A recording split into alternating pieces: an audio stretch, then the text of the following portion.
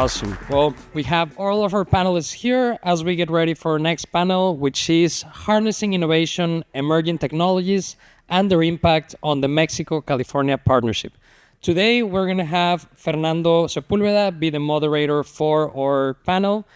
Fernando is the founder and CEO at EMTECH, Emerging Technologies Institute, and chairman of AEM. We also have panelist Juan Carlos Velazquez, head of Incode Network at Incode. We have Neville-Bonilla, expert associate partner at McKinsey.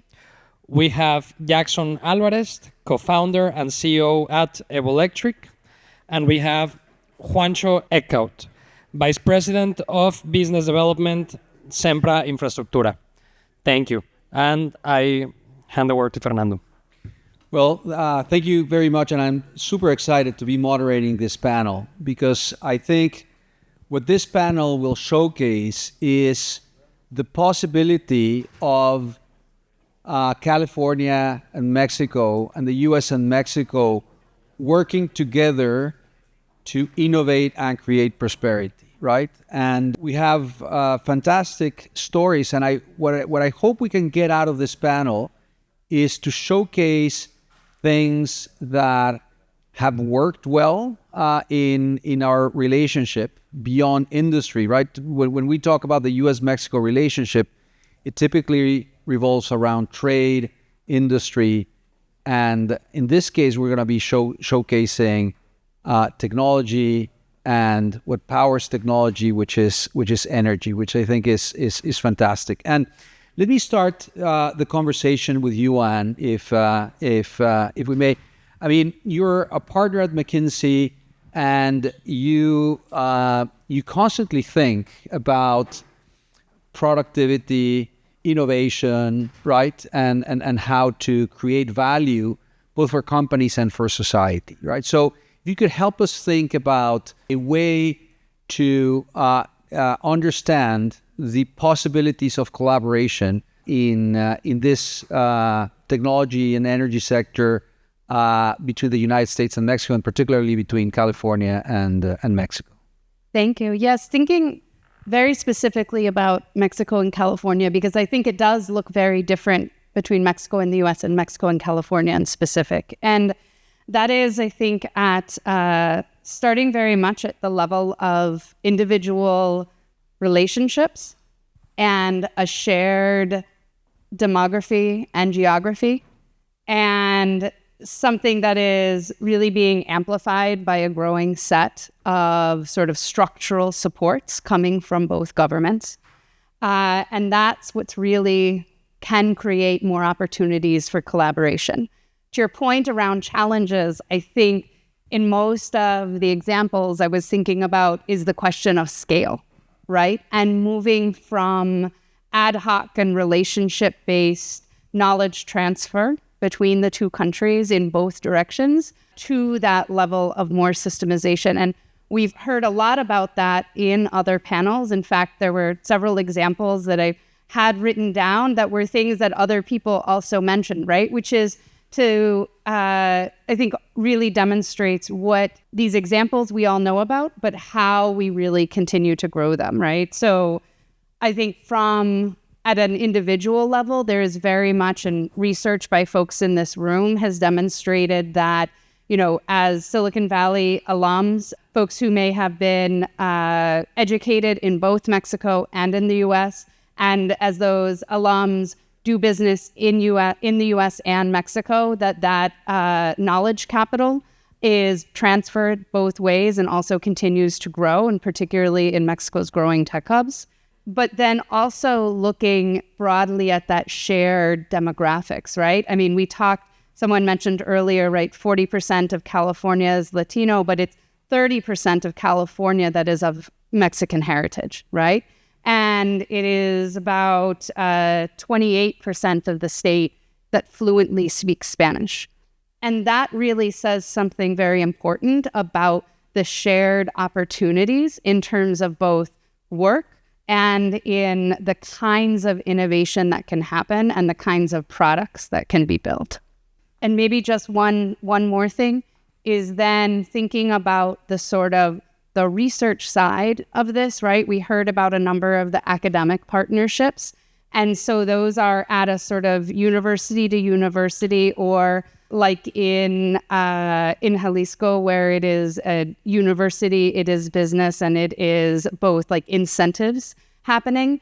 And so how does that go from these single developments, like digital twins that are being developed between two universities, and having that grow into a broader systematized landscape? Excellent. And I think kind of that talent component is essential into this dynamic of co-innovation and technology innovation. And Juan Carlos, if we can just talk very briefly about the case of Incode, right? Because I think it's a fantastic case study, right? A Mexican unicorn valued $1.5 billion, founded by a Mexican entrepreneur in Silicon Valley, and raising capital on both sides, right? And having talent pools on both sides, but then kind of serving the world, right? It's not a regional play. It's a worldwide play, but out of North America, right? So probably Incode is a great example of a pure technology play that leverages the strengths of the region. So if you could just share with us kind of a little bit of Incode's story, right? And how do you guys see this North American DNA helping you, and what has worked and what are the challenges?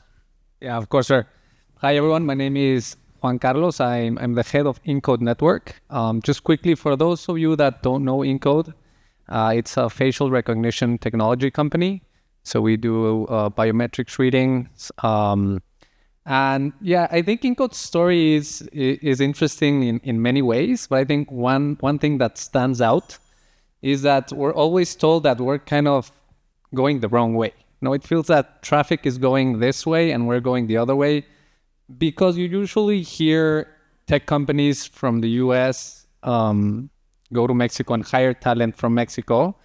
And this is actually the different story, which is a group or a team of Mexicans went to Silicon Valley. They were building a relatively successful company, and now we're hiring not only from Mexico, but also from the US. So people kind of look at us and say, guys, it should be the other way around, no? But it isn't, and we're really proud of that.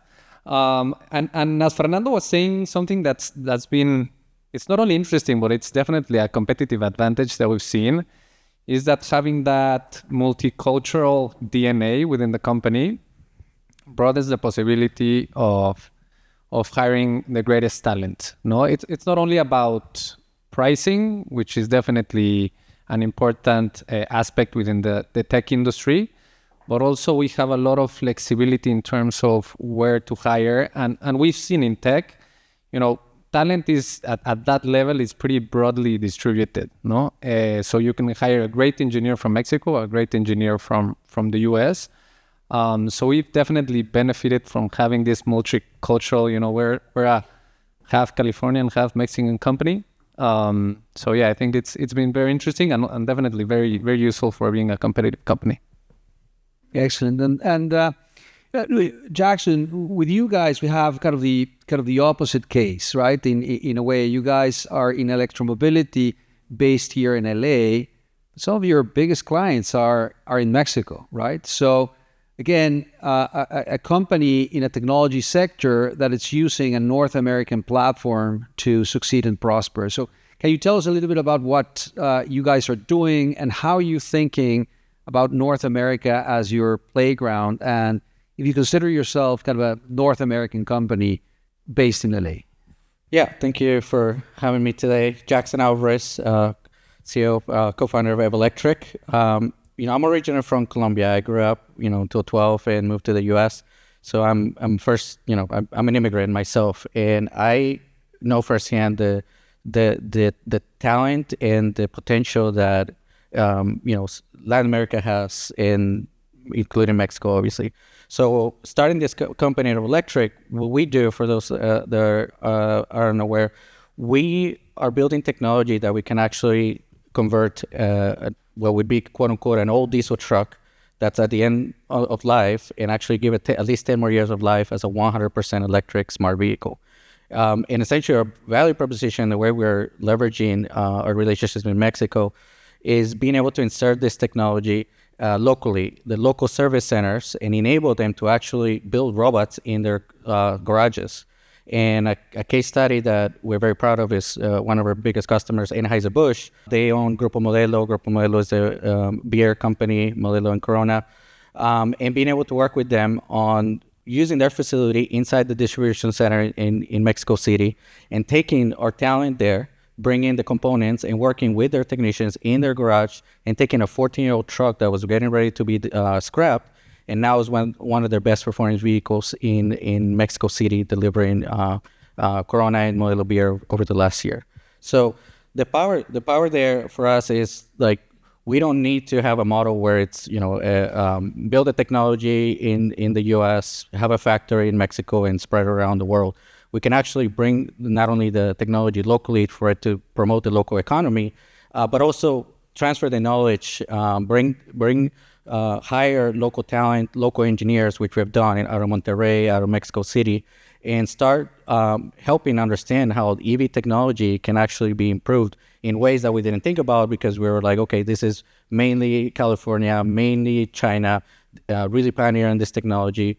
But there's new innovations that are still happening, and now we're leveraging a lot of engineers from Mexico to help complement what we're doing. So that transfer of knowledge and then that depositing of those technologies so that it can be done locally and consumed locally, it's a key aspect for us. And we see ourselves as a North American company because we are getting ourselves very, very embedded both from a supply chain standpoint, from a localization of this technology, from the talent, but also in the financing side of it. There's a lot of investors that we're gearing up to bring on board that are Mexican-based, they're thinking about how they can actually take advantage of an opportunity that they thought only if you invest in something that's in the U.S. or in Europe, you can take part of this. But now it's like, oh, you can actually localize this. I want to see this spread out throughout Mexico, and I'm interested in putting some funds behind it for Mexico. So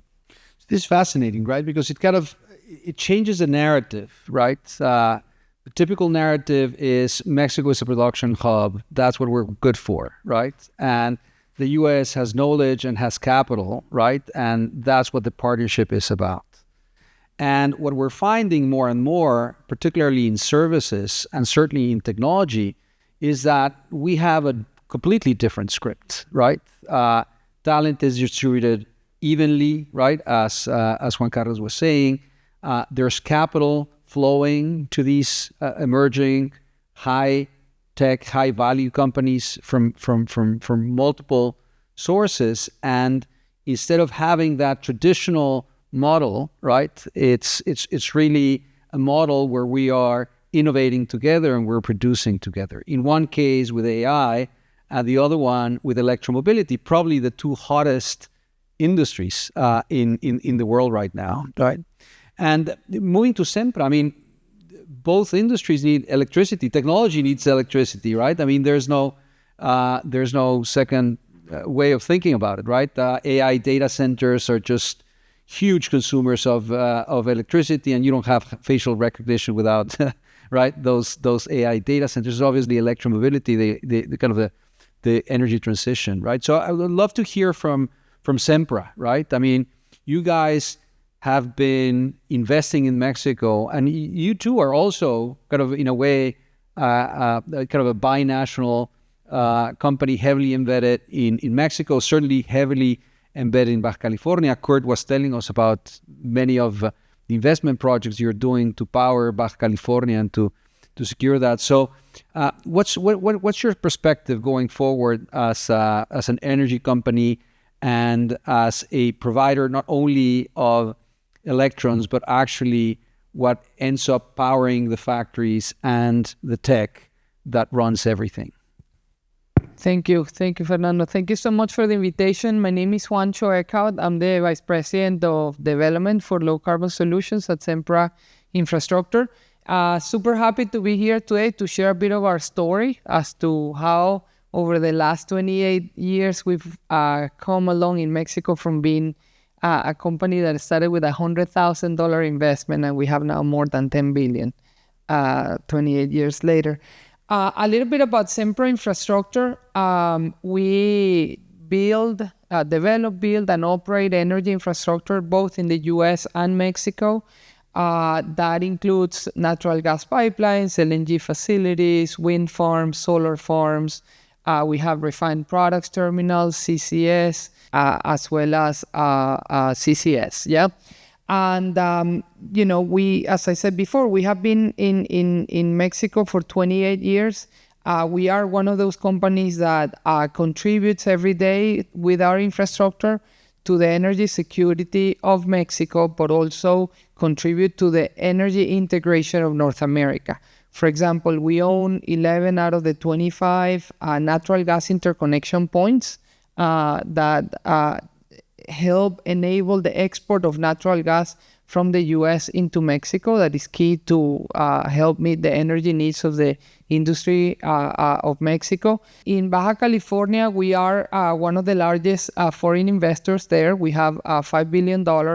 And in Baja California, interestingly, we have assets that help meet the needs of the Baja Californianos, right, in solar, for instance, as well as in natural gas. But we also have facilities that export clean energy into California.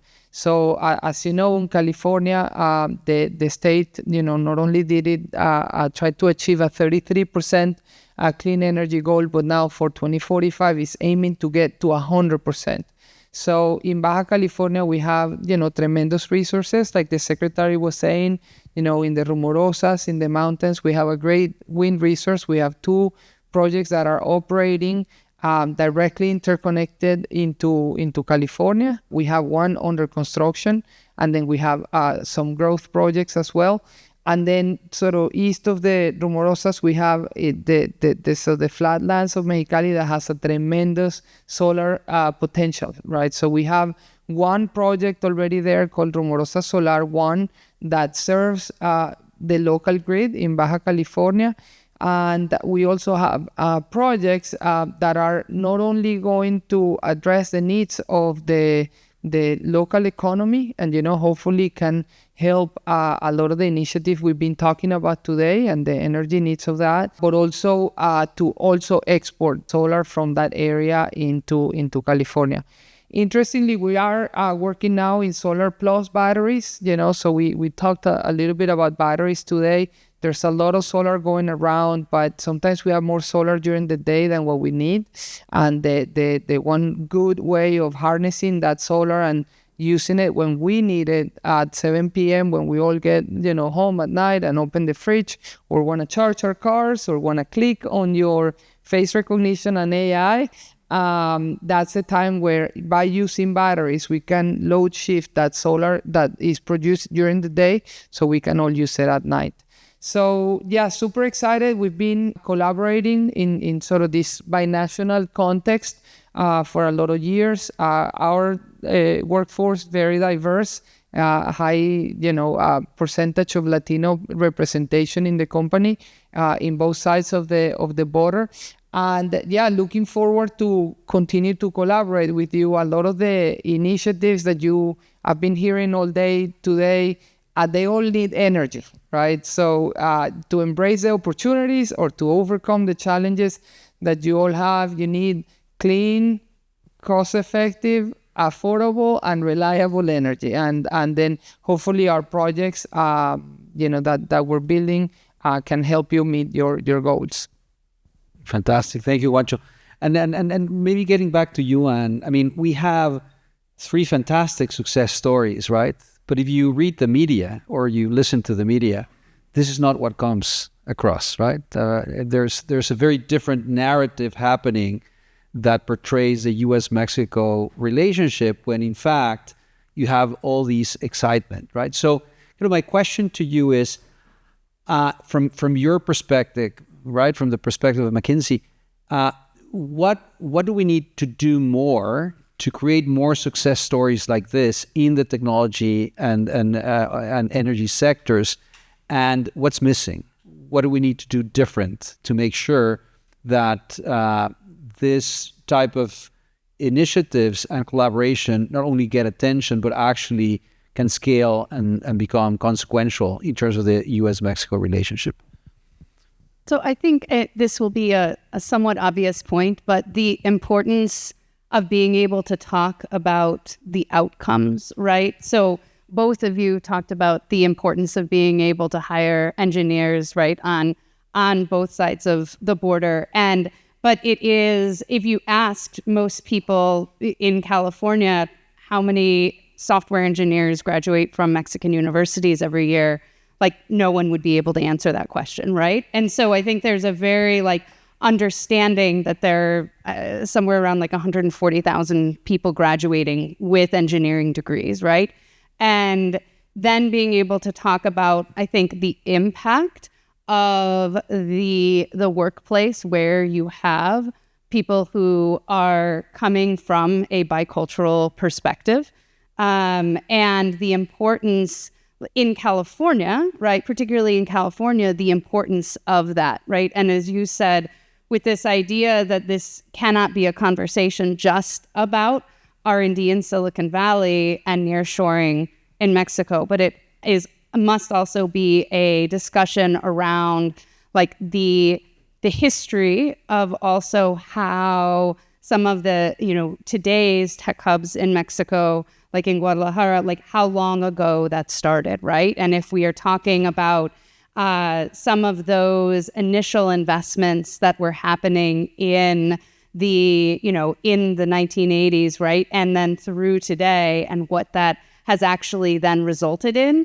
with not just small companies, but also larger companies. And then just like we saw in Silicon Valley, the ability to have the large anchors, and then to have the sort of entrepreneurial relationships around that. But we don't have a lot of the case studies on that. It is not written up and formalized in ways that can then be brought to people to say, this is replicable. And so I think that from a very basic standpoint, that is something that's really important to be able to do, to be able to continue acknowledging that, especially in California, where there has been such a commitment to a sort of a bicultural education, right?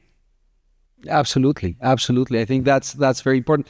And I'm wondering, Juan Carlos, just based on today's conversation and today's panel, as I was listening to how LA is going to be kind of the center stage of sports in the coming years, right? The World Cup, the Olympics, so on and so forth.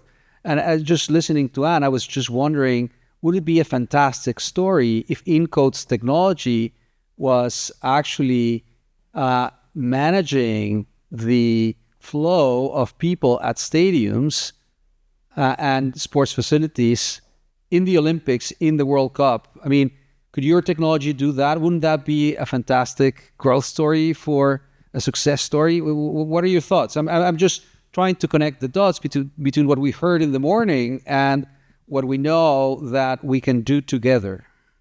Yeah, I think that's a great idea. It's not a question if we can, it's more a question of do we want to do it. I don't know if you guys know this, but Incode runs the largest scale entrance with biometrics into a stadium league in the whole world, which is the Mexican Soccer League. There happened an accident not too long ago within a Mexican stadium where the Mexican league said, okay, this is enough. We're going to require biometrics to anyone that wants to enter into a stadium. And together with the Mexican league and with the Mexican government, we created what's called in Mexico the Fan ID, which is kind of your passport if you want to go into a soccer match. And this has been tried around the world but more kind of on a specific stadium effort. But this was a large-scale effort to do the whole league, which is one of the largest leagues in the world. So now we're running the largest stadium biometric entrance program in the whole world. And what's super interesting is that the technology is super scalable. Like we could do this 10 times or tenfold. And we started, given that we're a US-based company with a lot of operations in Mexico and Latin America, we started conversation on how we can create something for the World Cup that is similar to a fan ID, but it's kind of your passport for the World Cup. And perhaps where we have found probably the greatest barriers is more on the collaboration. It's not on the technology, no, because it's a bit foreign, no, for everyone to create this kind of this technological bond, no, between three countries. But definitely it's something that we're actually proactively working on. So yeah, glad to talk a little bit more about that. I mean, and this forum is all about kind of creating those business connections and kind of strengthening the ties between our economies, right? So kind of playing around with those types of ideas, I think it's super interesting to really kind of not only elevate business, but also kind of very impactful in kind of the soft power of the narrative of success of our joint communities doing business together. Yeah, and what I wanted to add to your question, Juan, is interestingly enough, whenever Ricardo, the CEO of Incode, appears in a podcast or something else, they always ask him, how did you make it in the US? Like that must be super, super hard. And interestingly enough, his question is, I've been a founder in Mexico and in the US, and in the US it's 10 times easier, no? So psychologically, I think we were carrying a lot of baggage that maybe a tech founder from Mexico, it's impossible to make it in the US. But actually, it's not only possible, it's often easier. That's a very interesting perspective. Jackson, tell us, how do you envision the expansion of your company? I mean, there's a lot of talk yesterday with Duncan. There was kind of this conversation about the geopolitical confrontation that's happening with China in particular, and the threat or the perceived threat of electric vehicles inundating, right, the U.S. market, the Mexican market, and the U.S. has already imposed tariffs and so on and so forth.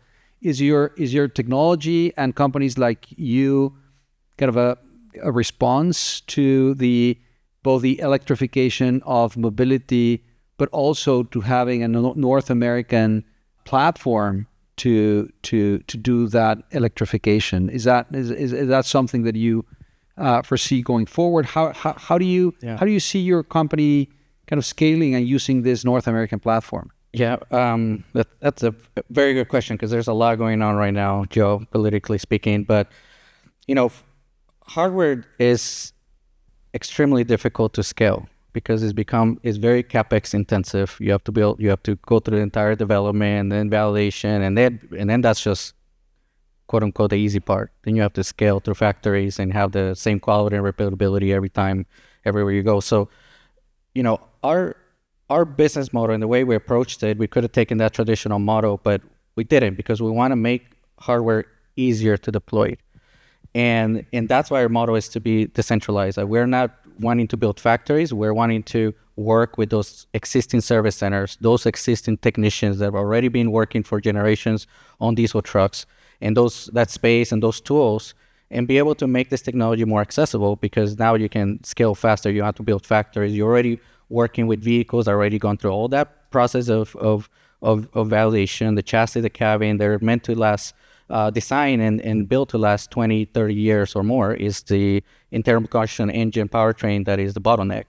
So we are all about making this technology more accessible. And what that means from a CapEx standpoint is it makes it more scalable, because now instead of building, a $1 to $2 billion factory and having to do many of those, and the 3 to 5 years that it takes to come online, within a matter of months, a service center can come online and be able to do this installations locally, and be able to do about 100 vehicles per year at that location. And if you multiply that by 1,000 locations or by 10,000 locations globally, then now you're talking about millions of vehicles being built, very localized in different places.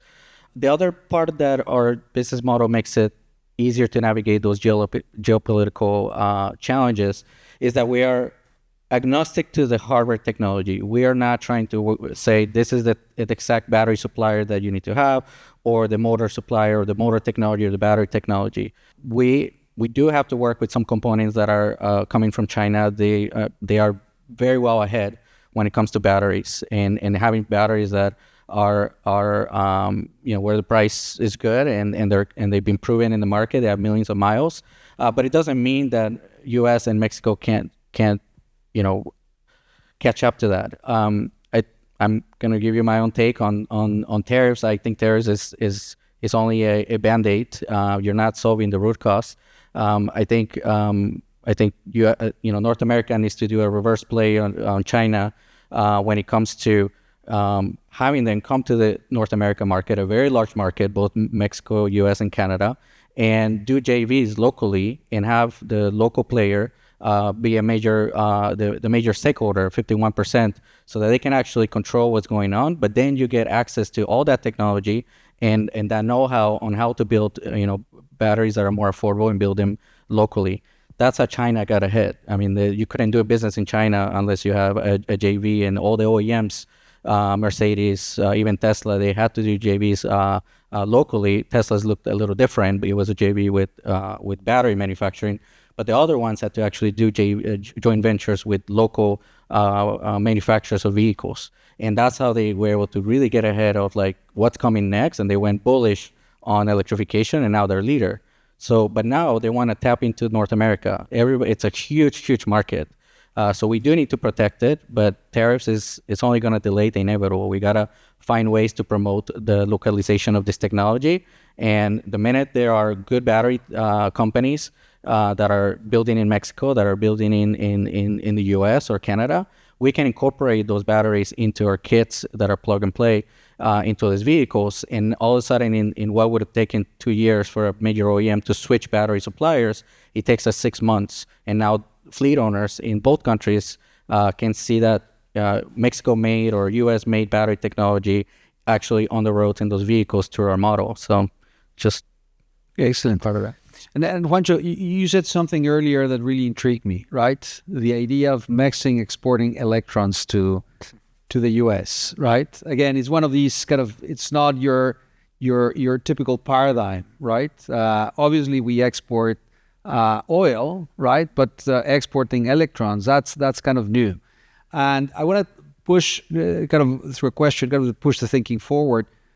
Should we be exporting AI maybe? Because in the end, the data centers of AI, right, are energy constrained. So can Mexico become a powerhouse in terms of exporting electricity and exporting bits and bytes maybe through AI data centers? What is your take? What is kind of your view of the energy potential that Mexico has and kind of the opportunities that you're seeing there to power technology plays through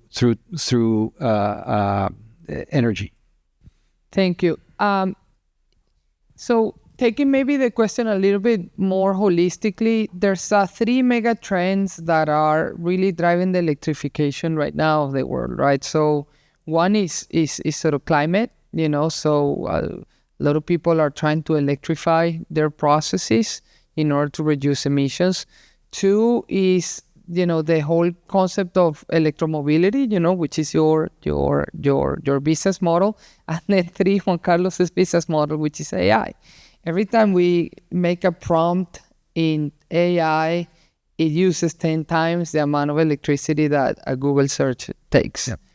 So we need the electrons. Mexico has tremendous areas where it can produce renewable energy. So Baja California is one of them.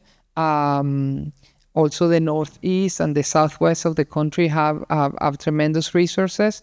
I think we have tremendous potential to export the electrons into California. We have been, in Baja California, becoming a strategic partner for California, and hopefully, over time, there's the secretary said it today, like you can multiply by 5, right? So there's a lot that is needed. There's needed in generation, but there's also needed in border crossing transmission infrastructure. And then there's also the angle that you mentioned, Fernando, which is an interesting one. I've been looking personally into it a lot, is how you can convert those electrons into products and services that are more value added and re-export them into the United States, and I think data centers could be an area. I think maybe the opportunity there where we need to think a little bit more is about in fiber optic infrastructure. I think that's an area that needs to be looked into a little bit further, but also in areas around electromobility, So yeah, we see a lot of opportunity, and I think that's something that it hopefully is coming and will bring more prosperity to all of us. Excellent. Thank you so much. Please help me thank the panel for their welcome.